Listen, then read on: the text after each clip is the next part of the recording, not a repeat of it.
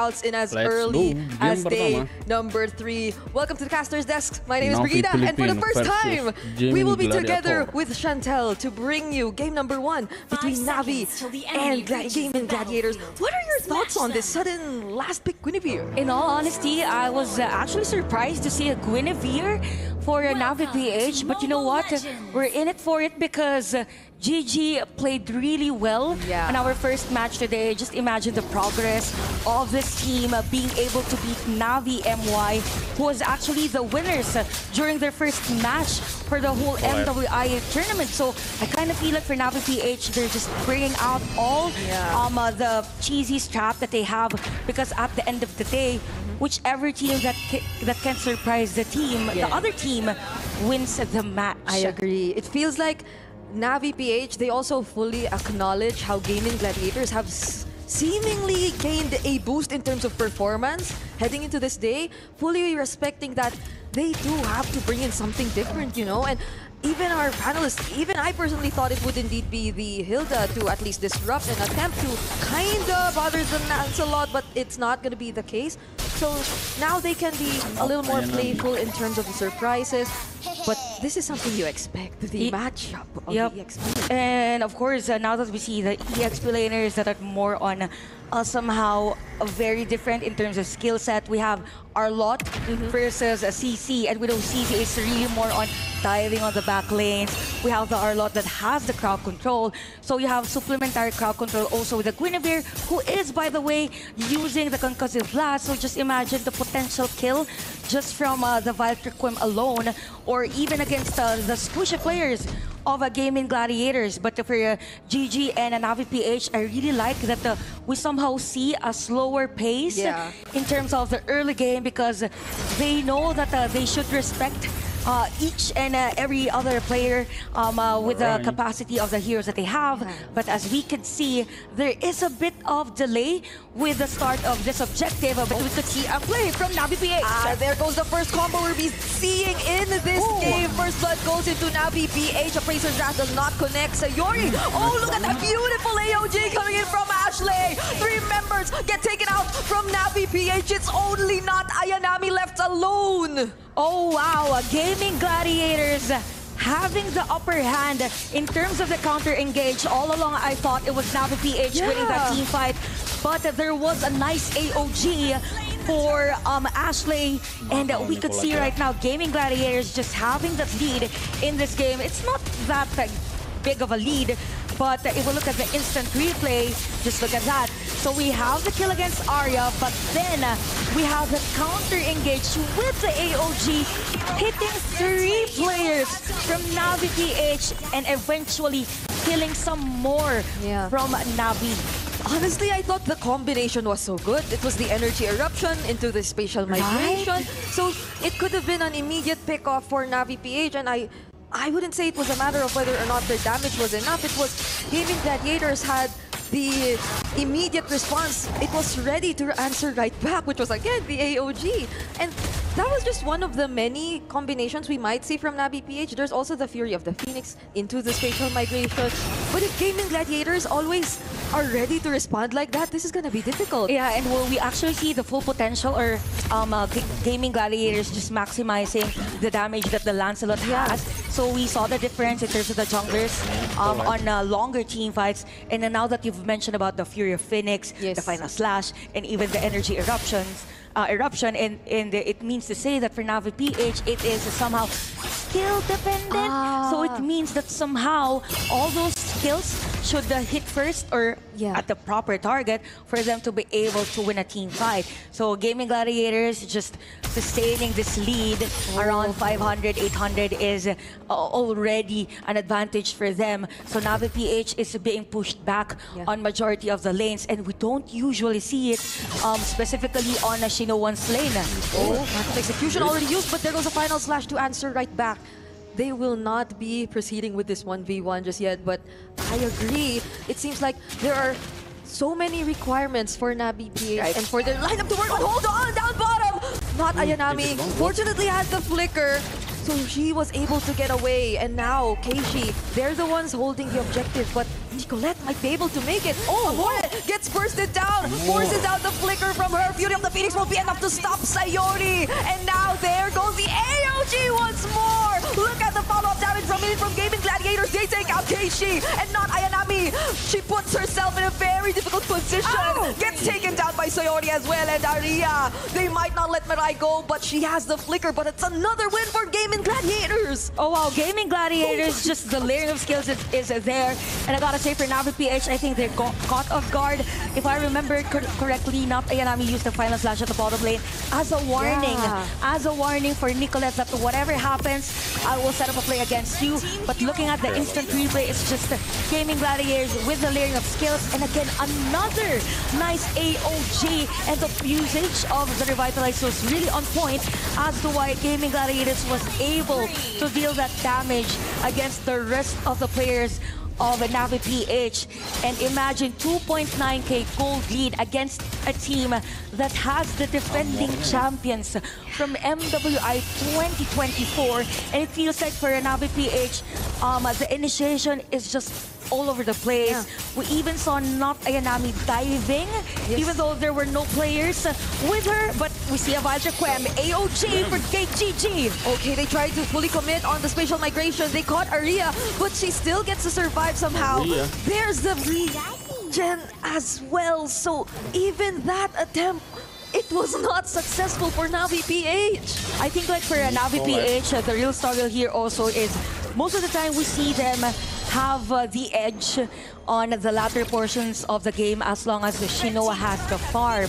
But if we look at the map right now, I think it is difficult for Shinoa now to have the lead or potentially get those items because they are forced to group up like a 5v5 composition, even formation for Gaimin Gladiators. They're just continuously bringing pressure in all lanes. And I gotta believe that this is not the usual Gaimin Gladiators and not the usual Navi PH that we see.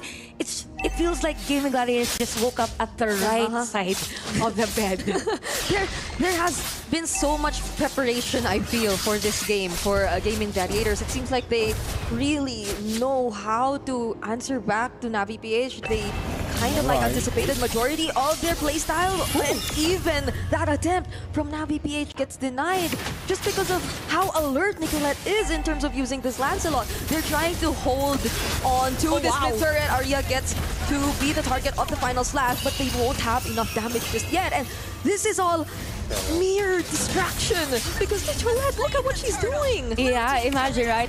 It's just they're pushing back a Navi PH, and I gotta say, for Ashley, she's doing a fantastic job. Not just from the AOGs, but also from the Unbreakables, just taunting the players of Navi PH. So there's no potential threat yet from Navi PH. That's why Gaimin Gladiators just pushing and even taking all the resources, and you don't really want that to happen if you have the Irithel, you even have the Fredrin. Just look at the lead. You have 6k for Granger, for Panda, and Shinoa is at 5.1k. Honestly, to add to all of these problems, we forgot to look at the Purify spells in Gaimin Gladiators. So even if they do have like multiple combinations to pull off against their members, the best targets have Purify. So it's not gonna be easy either. I think now for Navi PH, they need someone to at least force those Purifies and then get another layer of crowd control for just them to be able to secure a decent or probably clean initiation against Gaimin Gladiators. But again, it's just a lot of pressure from GG top lane, middle lane, and even on the farm area of Navi PH. And if you look at the hero composition of Navi PH, mobility is a bit of an issue as compared to GG's. So again, in terms of goal difference, you have 2.1k for the junglers. And even Mirai, even though she's able to hit some of those skills against the GG, it's of course not a good idea to go straight into the Viotriquem. So the team right now that really has the upper hand is GG, because we have another defense item from Arya. And speaking of Arya, she has the Vengeance. So just imagine how she's able to sustain. Wait. Oh, that was committed onto Panda, but will Mirai have enough damage to take her down alone in the backline? Nicolette making work onto Keishi and the other members. Keishi is the first to fall, and still they're not able to take down Panda 1 even though there was the flicker final slash. Panda 1 is the one taking that one kill against Navi PH and 7-1. Just imagine, the momentum is really here for Gaimin Gladiators. It projected, the momentum from match 1 projected up until this game. They're now starting to take this Lord. I don't think Navi PH has the kit and resource to eventually contest this one. So I feel like for this, you have what, 70 seconds and even 80 seconds for the flicker. It's gonna be really hard for Navi PH to somehow force a team fight or initiation, or I don't think it's even an option for them. So Gaimin Gladiators 7.2k gold lead, and Nicolette is just playing really well, even though it's just 6 assists, right? No kills, but 6 assists out of 7 kills for GG is something. Yeah, and it's scary to think that they're both like, their lineup specialize in melee, like they want to fight up close, they want to close into their targets, but the team who gets to make use of their lineup a lot more better is clearly Gaimin Gladiators, because they have certain timings, they have skills that they can save for later, and that eventually causes Navi PH to clearly lose out on the entire team fight. Now they are about to take out all of the holy shields from their turret. Oh wait, look at Nicolette! Just confident, diving in front of the players of Navi PH. Now we have the Lord, it's just the first Lord. It's easy for Navi PH to defend this one out, but we have another layer of pressure in the minion waves that will flow for GG. So again, it's all about a hit or miss type of initiation for Navi PH. But when they hit, they have to make sure that they will capitalize on that. Top lane again. Continuous pressure. We've been reiterating on that for GG. Oh, bottom lane. And they actually take out Nicolette. Oh, there's the OG again, but somehow not Ayanami. Gets punished for that attempt. It's a -1 for Navi PH. And Gaimin Gladiators, they must be very happy with that. All holy shields get taken out. They also get a pickup. And with 3 simultaneous waves coming in, there's a very high chance they might actually commit to something. Sayori, definitely, she will be starting the fight, but they just go for the turret for now. Nicolette again and again. This is so much pressure if you're Navi PH. Yeah, and the pressure is not just about pushing the turret. It's a pressure that there's a threat anytime.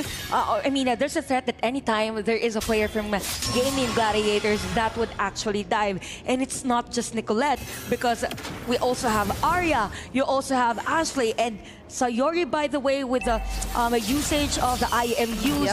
I think Navi PH is struggling somehow to go for the counter engage. Just look at the damage dealt for Panda 1, 41,000, and the next 2 players are still from Gaimin Gladiators. Sayori is on a 404, and perfect ADA. It's perfect ADA, and I think for the past few minutes she's been getting the Fury of the Phoenix. So imagine, even if it's not the curtain call and the AOG committed committed right after each other, it can be the Fury of the Phoenix and the AOG. So that's a lot more problems for Navi PH, because wherever they are, even for the backlines, it's gonna be crucial for them to keep themselves alive. Because if they get to pull off that combo successfully, then the follow-up, it's gonna be Nicolette for sure. She's just gonna dash through everyone and reach the backlines. Yeah, a lot has been said for Gaimin Gladiators, but for Navi PH, let's see how they will play fair against this GG. We have Mirai and Shino at the back, but at the front, there's a set of play. Okay, she's the first one who falls. That's very unfortunate for Navi PH. They might have to disengage and not commit to this fight any further. Now, the rest of the members of Gaimin Gladiators, they just walk back to the Lord.